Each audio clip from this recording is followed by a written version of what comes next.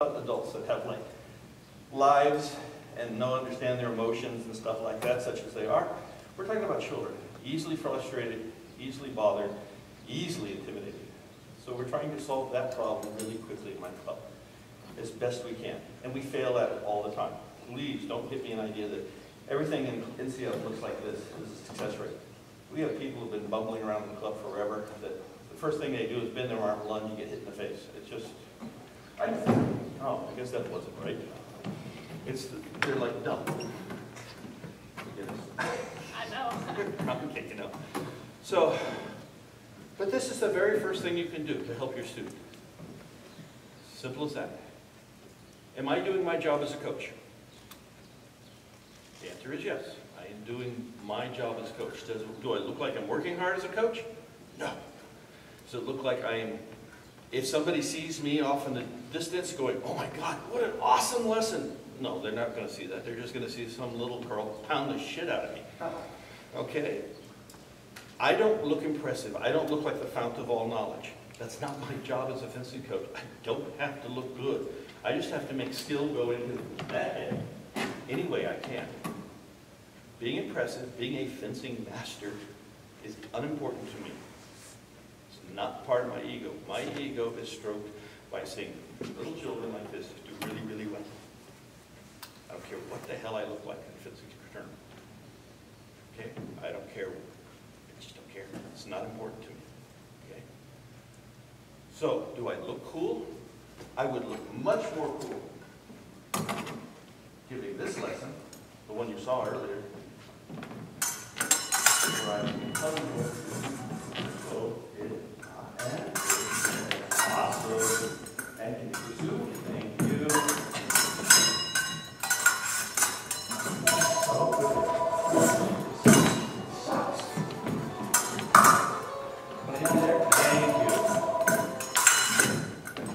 This makes me look like a fencing master.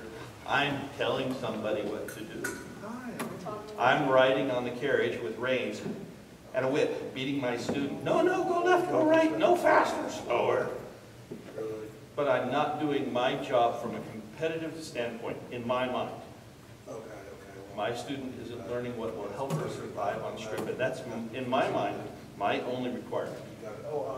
Just to pour information into this little girl's head. Okay? Virtually everything you'll see or hear me talk about revolves on this basic idea. How to deliver a hit. Self-motivated, self-driven. We got it? Someone's actually available, ask Fred if so I'm going to quote you. As a referee, I often want to write a book where I quote them. Oh, I'm sorry. I thought you were the guy over there. I've always wanted to write a book of things I've heard coaches say as a referee, and you have one of them. And he has his student in the middle of a bout, and this is his quote. You've heard me say it, but you didn't know who it came from. You've got to do something other than get hit. That was the instruction. Yeah. It wasn't take 6, it wasn't take 4, or, you know, it says you've got to do something other than get hit. If that's what was happening, and the student made the change. Here's a little segue to that, I guess. That's the right word. When I first started as a fencing coach in '80, I decided to be really, really successful, which would be in '89. Paul Soder was my friend. We saw each other at a lot of tournaments. So I had a group of young girls, 3 of them, all which made it a world team at one point in time, at least as a cadet. And Paul coached them. He was a good strip coach in that time. He was considered an excellent strip coach. And I wasn't horrible at it because I didn't have a fencer's eye. I was not a fencer. So I watched what he was looking for in a bout. And it took me about half a year to read, well, it took a lot less than that, but I realized in a half a year I was never going to be that strip coach. I was never going to be able to go, you know, you really should be doing this. I saw that Paul's approach to coaching was all simply technique. It was the assumption the opponent would keep doing the same stupid mistakes from that encounter to another encounter. And that very rarely happens. So my whole thing was after that was try to find out what makes my student, put them in the best situation they could so they could receive attacks or make attacks from it. And the comments, don't get hit, be brave, go forward, go backwards, Go forward 2 steps and back out. Trying to create not an environment that success would come out of, not a specific technique. Because frankly, when you're fencing as a C-rated fencer or even a B-rated fencer, you don't have a lot of consistency. Somebody takes your blade, you might disengage one time, next time you may be trapped. If you're going forward and think, oh, they rolled off last time, I'll go here and I'll take him at 6. You go forward the next time, they're like, they're out to lunch and you have a blade, you're expecting them to be here, and then you're like, I'm really screwed, I don't know what to do now. And then they just jab you in the chest while you're trying to think of something else. Okay? So I try to avoid that as much as possible. Okay, here we are. Here is your sport.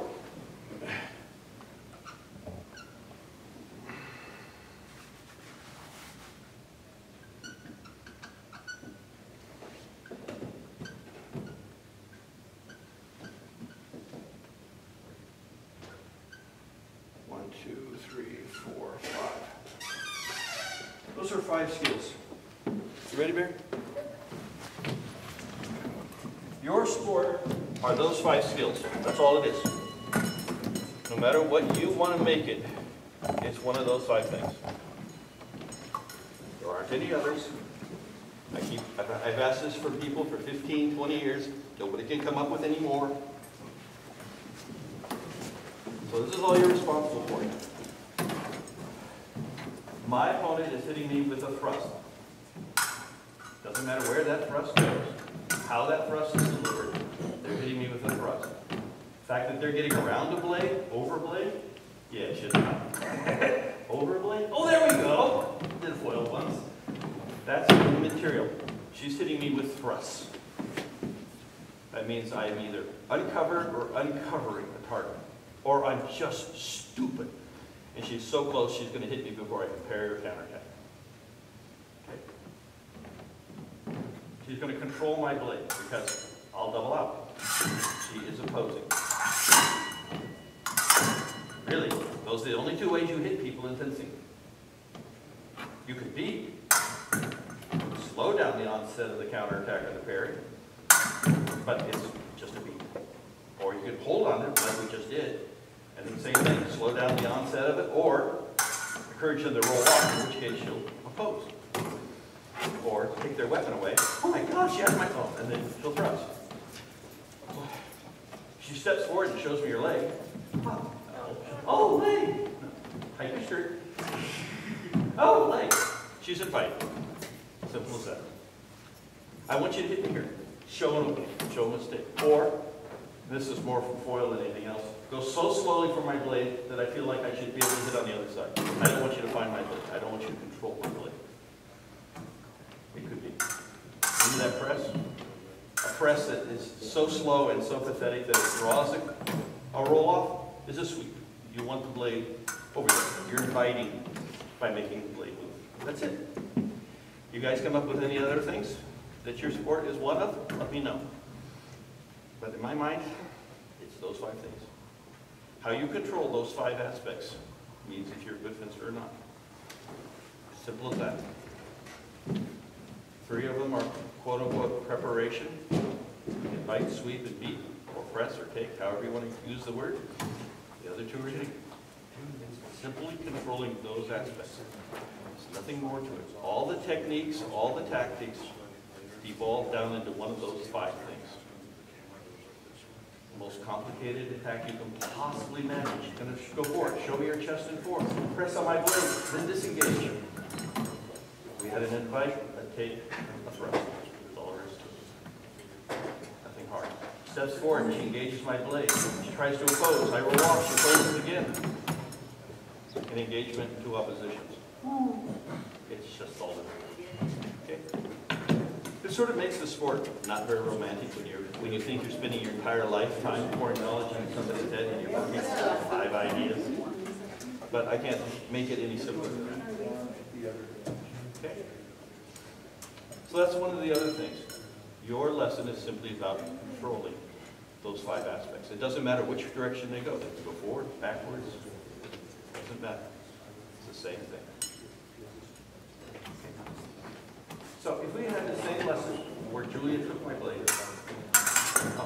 and hit me, What would it look like if we asked her to pose? Can she pose from this distance? Yes or no? If she worked really, really hard, she might get away with it, but more likely I'd hit her at the same time. So, And I would die. and she would die. Can't let that one. So what does she need to do? First person to say, get closer, wins the contest. So here's Julia. Her responsibility, she wants to make opposition. She wants to close that distance. If my weapon is in the middle of her chest, she's going to bang it, take it out. Simple as that. The other one where she pressed is she found my blade as she's closing in. Now she knows where it's at. She's at the critical distance for her to make a thrust. Now she thinks she probably can get to it before I react. Okay. If I'm a good fencer and she's a good fencer, that critical distance could be significantly closer. If she's a worse fencer than me, I'm a terrible fencer, the critical distance might be far away before I think I can defend myself or counterattack. The distance that is critical, the one pico distance, whatever you want to call it, hitting range, is dependent upon the relative skills between the two fencers. It's not a length. Okay? Just because Julia can lunge fairly far doesn't mean that's what every lunge should look like. A lunge is just the thing that conveys the point to the target. Her lunge.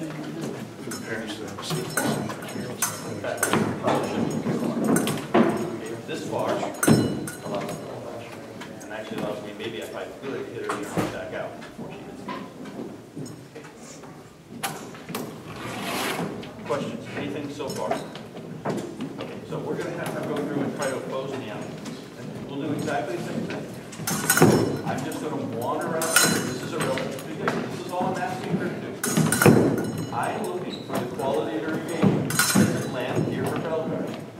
If I does she close? And does she come towards me like this, or does she come at me like this? That's all I'm looking for.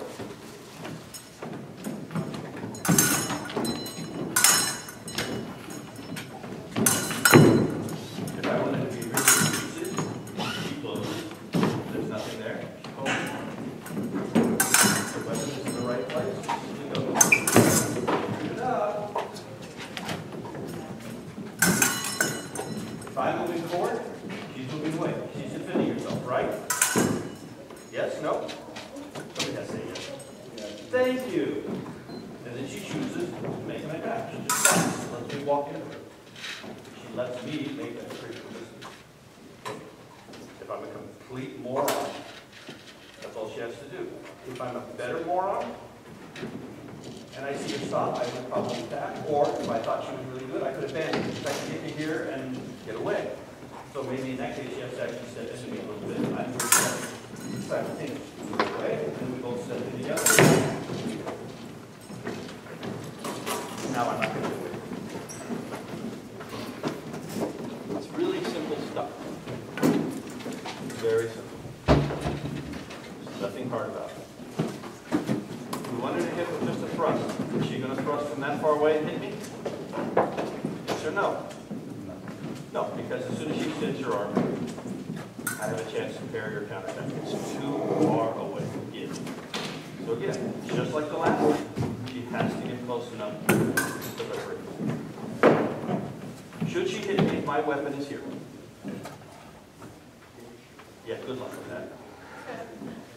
Probably not. My weapon is too close to hers.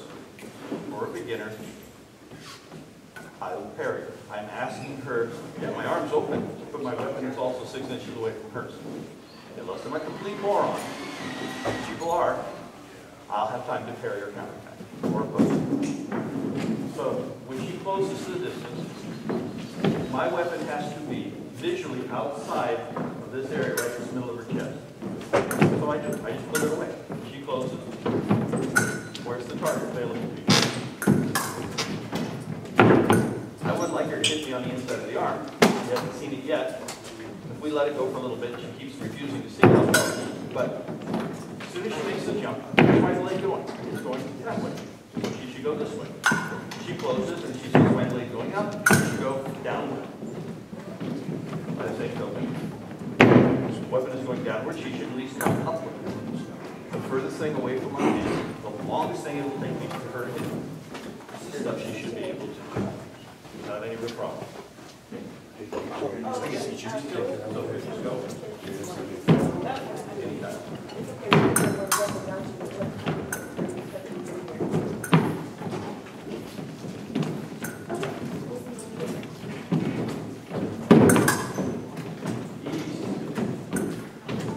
I want to be a pain in the ass. I will, I'll back you later. I'm sorry about that, yeah, there's no way. Or she can back off. I don't care. She's fitting. Yeah, it's Only fitting about. She doesn't have to respond to comment. see you here. If you do that, fencing job, somebody's going to own you very quickly. So I just want her to hang out and attack what she wants to. What works for her? She can attack on her own time. She can attack on my mistake. I don't care. That's going to make you say it's like the last one.